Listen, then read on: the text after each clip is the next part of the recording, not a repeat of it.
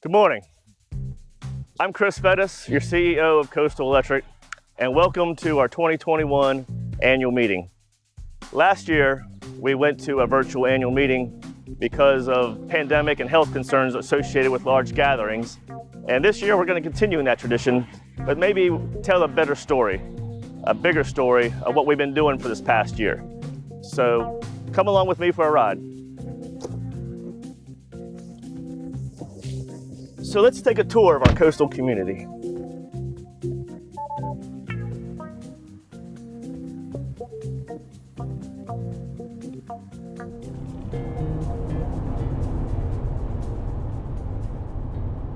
So 2020 started off, just like any other year, a lot of workload. We don't really have any kind of off season of workload through the winter. Developments are kicking in, we're hitting conferences. At one of our national conventions, while we're in New Orleans, we realized that there's this health pandemic going on, and it's just not localized to Asia, but it's in the country now, and we shouldn't be gathering in large group settings. So the best thing we can do now is get back safe, and figure out what kind of regulations may be coming down the pipe on how to keep a safe workplace environment. When everyone else was at home, they still needed lights, they still needed power at home, especially with the kids. Schools were shutting down and kids were going online virtual school. We tried our best to keep them in power, and we strive to do our best to keep the power on so those kids can continue their education. But then we saw what happened in the Gulf. The first hurricane hit Louisiana and did devastating damage, and they were calling for crews all across the Southeast. I was in the middle of sitting down with my mortgage lender. We get a text, pack your bags, we're leaving in the morning. I didn't know for how long. I was supposed to be closing in a house in a week. They're telling me to pack for a month. We done two-week rotations, so in total Coastal was there a month, but we were only there like 14 days. They didn't have hotels, most structures and shelters over there were destroyed. So what we call tent cities were set up all across Louisiana for the emergency crews, the line crews to come in and have somewhere to operate from. It's one thing to hear about it and see about it on the news. It's another thing to look at it face to face. It's a feeling of sorrow for the people and the community that has been devastated. There was nothing left, nothing. We drove for miles and all you seen was debris of what used to be houses and homes and schools, and it was just power lines down as far as you could see.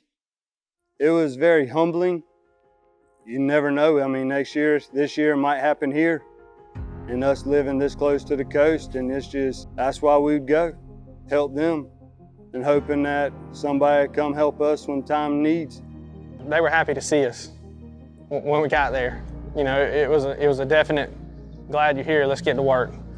On a day-to-day, we picked up wire, replaced poles, just a little bit of everything. Whatever we could do to help restore power in the fastest, most efficient manner. You are your brother's keeper. We go to help when somebody's in need, and people come and help when we're in need. I think that's great. It took about a month to get that area of Louisiana fully restored it was safe to accept electric service. And the line crews continued to keep the lights on throughout the summer. No, we didn't have any hurricanes locally, but we still had our thunderstorms. And we still had outages, and we still had new construction. We still had system improvements to make. We were still vested in making infrastructure improvements in our technologies.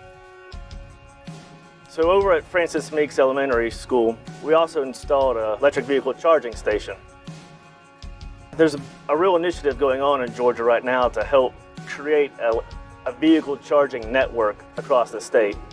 For Coastal Electric, what that means to us is when there's new opportunities at new construction sites, to go ahead and put together networks of vehicle chargers. Initially, there's going to be no cost for that energy. They're just going to be there available for owners of electric vehicles to charge. Now, the idea isn't that you're going to pull up to the elementary school and get a full charge. The idea is that with your electric vehicle, you can keep your battery topped off as you run errands throughout the day. Now, if you happen to be a teacher with an electric vehicle, that's a nice little benefit. You could just have a reserved spot and plug in, and by the end of the school day, you have a fully charged electric vehicle. But for visitors, they just may be there for 30 minutes, an hour to spend lunch with their kids. They can get their vehicle topped off as they continue to run errands throughout the rest of the day. We're a barbecue restaurant, full service. Been here for 4 years here in the Midway location. So they come to get pulled pork barbecue. That's kind of our staple, what we built a business on. Coastal Electric approached us, said they would like to put a complimentary charging station here. We thought it was a good fit with the EV market on the rise, so that's where we are. We're probably seeing an average of about 300 customers a day come through here, and that's why we're excited to have it here, because the people that are going to be able to pull in and top off their charge on their EVs, they'll be able to come in and have a good barbecue meal, a good southern barbecue meal. They get full and the car gets full. Win-win. And that's the idea. If we get enough of these chargers throughout our service area, and along with our other electric partners, if they do the same, then it really brings the logistics of owning an electric vehicle a lot more accommodating. So another reason why we're driving to Francis Meeks is they were a recipient of one of our Bright Idea grants. Those are grants where the teachers help bring hands-on learning opportunities to the children in their classroom. The money that comes for these grants comes from all of our customers and members. So we have a program called Operation Roundup, where the customer at their choice elects to round up their power bill to the next whole dollar. And then you take all those nickels, dimes, and quarters, and at the end of the year, you have some substantial money to invest back in your community. So today we're also going to hear from one of the teachers, Mr. Robert Hodgson, who's won several Bright Idea grants over the years. What started off with a compost project has evolved into probably the state's biggest research garden that they have.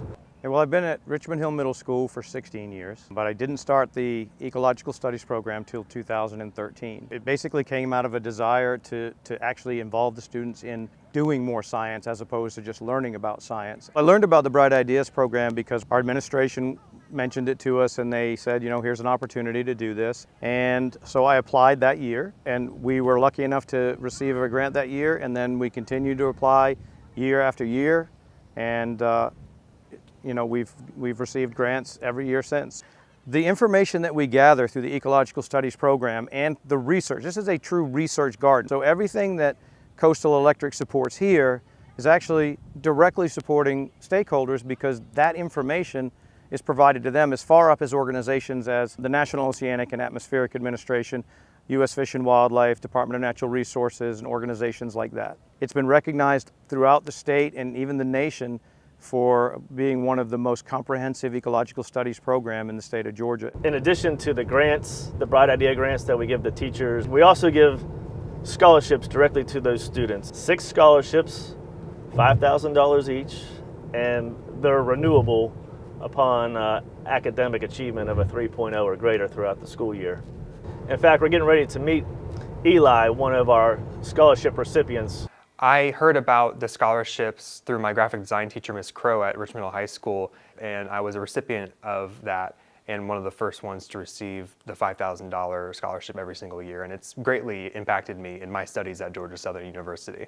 Honestly, I'm entirely grateful for the members rounding up their dollars on their bills to make programs like the scholarship I receive possible, and to reinvest that money right back into the community. We've been researching electric vehicle chargers for long before we started to deploy them. But along with electric vehicles, what else are we researching? We're researching battery energy storage. We're constantly watching that technology develop. Fiber optic communications. We're going to have all these smart devices deployed throughout our community. We need to know when they're working properly and when they're not working properly. So as we continue to look to what is the next thing to get involved with, you're going to see a real focus on energy, and you're going to see a real focus on high-speed broadband communications. We've heard our members through the years needing a more robust broadband connection, especially now in times of COVID and people working from home. We're not new to the fiber business per se, but it's getting fiber to those individual members will be our next steps. At Coastal, we've got a great team here. There's a lot of knowledge that's already here. We also do a really good job at hiring good talent to come in, bring new ideas, be innovative, just trying to find new ways, again, just to serve that member, to get better data, to move faster, to be more efficient. For over 100 years, power lines have been built on poles and with wires that were bare, so no covering. Later in the decades since then, they came up with underground cable, which required a lot of insulation around it. And those have been primarily the two choices for a long time. There's a hybrid system that's called spacer cable, and the benefit of it is it's more resilient. The spacer cable project we're working on kind of gives you the benefits of both worlds and should greatly increase our reliability. There's two things we're trying to accomplish here. One thing is better communications for our electric distribution system. The more that we can communicate downline, the better information that we can get, the better we can respond to outages. There's that, but then along with that, give them greater speeds than they've ever seen before with current technology that's there. It's kind of a win-win scenario.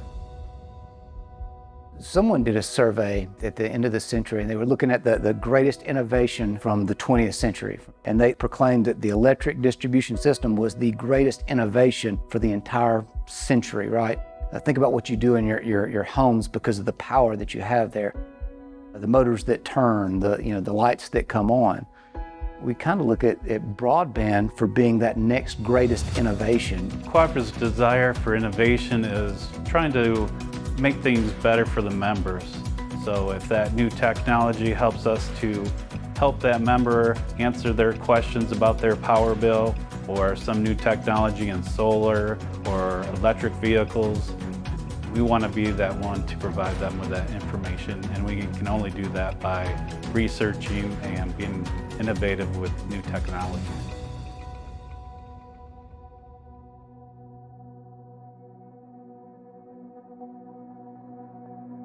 A lot of times people ask me the question, where do you get your electricity from? Who do you buy power from? I always have to remind them, we generate our own electricity. We are part of a statewide organization, Oglethorpe Power, and there's 38 members, 38 EMCs, just like Coastal Electric, across the state.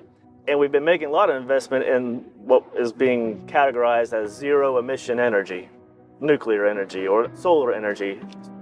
Solar is not just emission-free, but it's also green energy. So a lot of buzzwords in the industry. But what we're real proud of is the amount of solar we've built over the last 10 years. Even more significantly, what we've built in the last 2 years.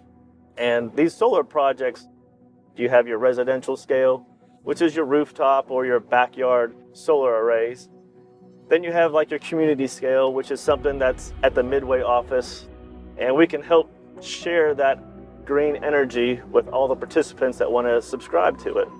Real economic value is at the utility scale. Anytime you do something at a larger scale, there's just lower economics involved on a per unit cost, right?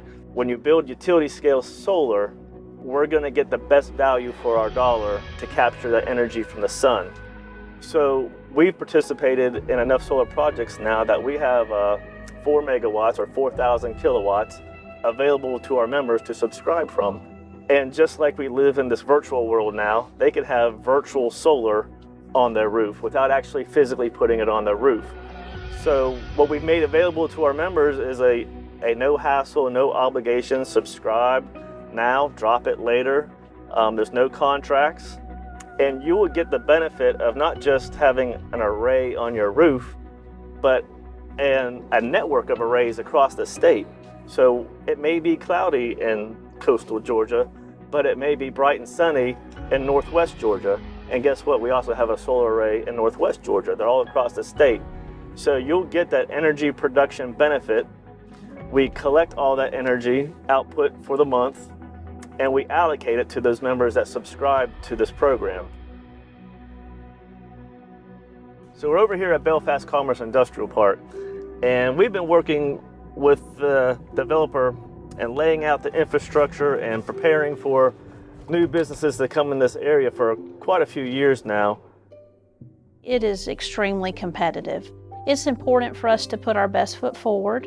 We try to be very professional and proactive and responsive in all of our communication and our approach with prospects. 3 years ago, we began putting our electrical infrastructure underground and making upgrades and improvements. We have to stay ahead of the developer. We can't wait for the load to come, then make the improvements. We have to make the improvements first. We work with companies on the front end to try to get them to locate manufacturing, distribution, assembly type companies. And then once they locate, we continue to serve as a resource for them. Really, we believe the work begins after a company locates. We stay connected with the community, connected with the development authorities, economic development teams across the state. We like to leverage our partnerships and our relationships. So we call on our partners like Coastal Electric when we're working with existing industry and we need contacts. So that we can always be prepared to provide reliable electric service to these new members, these members that hopefully bring hundreds of jobs to the area and provide that economic stimulus for years to come. In 2020, Medline Industries chose to locate a 1.2 million square foot distribution center.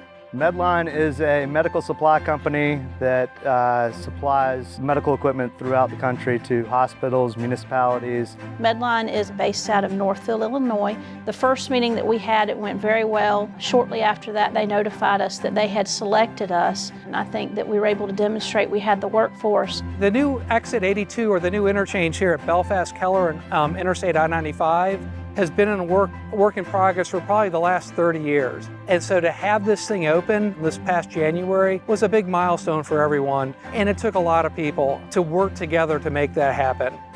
Medline will create initially 150 jobs within 5 years of being open. They will also co-locate with FedEx Ground. FedEx Ground will be opening a sortation facility in this location with Medline, and this will double the package capacity in our region, which will be a nice plus up. So I believe the Medline facility, with its visibility right against I-95 and Belfast Keller, is absolutely going to bring in more clients into this region. One of the executives recently told me that they felt like they would be taken care of here. And that's something that we really tried to pride ourselves on, is that we like to take care of our industries. We want to be their partner throughout. And that's one thing that I think I could say about Coastal, is if I had a way to explain the relationship with them, is they're our partner throughout. I think that that's something that the Development Authority and Coastal certainly have in common.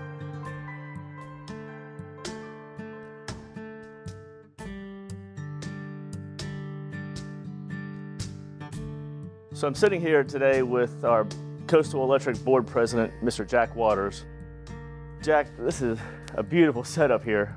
How long have you been down here at the Colonel's Island? I came here about 55 years ago, right out of high school. There was not very many people. How many homes would you say were down here? Well, I can tell you, in the wintertime at night, if you heard I lived over at Half Moon at the time. If you heard a car at night, you knew within about 3 or 4 people who it was. There's very few people, and not very many more people living on the north end of Colonel's Island. It was very sparsely populated. And then from Colonel's Island, we serve St. Catherine's Island. Exactly. And when did we first establish service out there?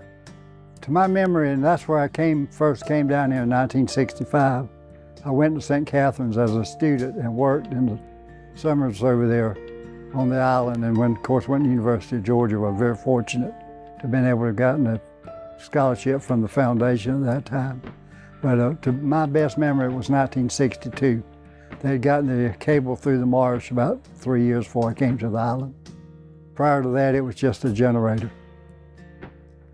Now this area, while we've been working over the years to really make this a reliable electrical network, there's also been an interest to improve broadband and internet connections down here. What's your current internet connection like down here?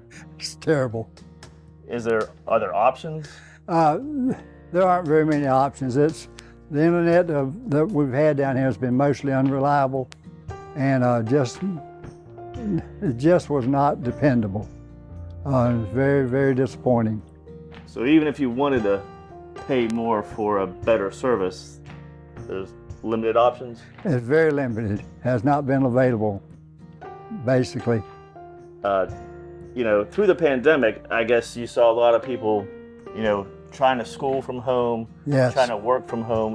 What were some of the stories you were hearing? Well, a lot of the kids are very disappointed in their internet feeds down in this area. They were having to go to hot spots up in Midway and different places just to be able to do their homework. It was not good. I think the pandemic really showed some of the weaknesses in the infrastructure. Well, we were already beginning to see weaknesses anyway because the neighbors were complaining about their internet service or lack of internet service. This area down here is pretty good ways, you know, from our service territory up in Midway. And for years now, we've kind of been on the end of the line. It's kind of reminiscent of going back to when there was no electricity down here. And the people finally got tired of it to the point that they got together and formed the cooperative, I believe around 1940. So that's really been a godsend for this community and this development. It would not have developed like this if it hadn't been for people stepping out and creating a cooperative that they could come together and help put electricity in the area. And this is very reminiscent of that. To me, the broadband is going to be in some ways as important to this community and the Sunbury community as electricity was to this community back in the early 40s. Right now, we're doing the overall engineering design of the entire system. And our goal is this fall, we're starting construction. And there'll be more news coming out about what type of services that will go along with that. But right now, what we can assure our members is fiber is coming to Colonel's Island and Sunbury, and that's where we're going to start first. We want to start where our members are unserved or underserved, and this describes it perfectly. We've done a lot of innovative things down here, so to me, this is going to be the icing on the cake. We started putting the conduit into subdivisions down here back, 15 years ago? Yes, sir. About the time you came. And that's been real innovative. It's even going to help us expedite I think our broadband wires to the homes. I mean, just think we're going to go to individual homes. If you've got an electrical meter, you're going to be able to have broadband service. That's right. So I'm excited about that, and I know many of our neighbors are. Can you imagine being able to work from home and this kind of scenery? This would be your office space? It's pretty entertaining, isn't it? Yes, it is. You know, I enjoy it myself. Well, Jack, thank you for taking this time to meet with me and talk to our members. You know, we're doing a virtual meeting this year, and this is a great way to communicate with our members on some incoming exciting news that Coastal Electric's getting ready to do. Well, Chris, I can tell you as a board president, and our board is committed to making broadband work in this area, and we really appreciate the work that you and your staff have done to make this possible.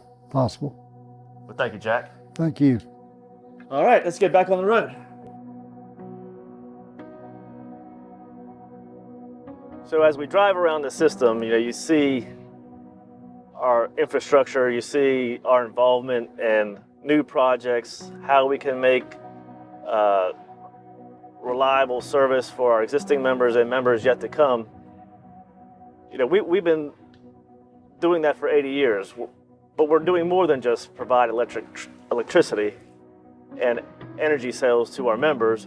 You know, we're always here, we're always on, we're involved in the community, we are part of the community, and whether it's your local community organizations, whether it's the school system, whether it's the development authorities, the chambers of commerce, we're not just serving our members, we are the members, and we're here to meet whatever need the community has.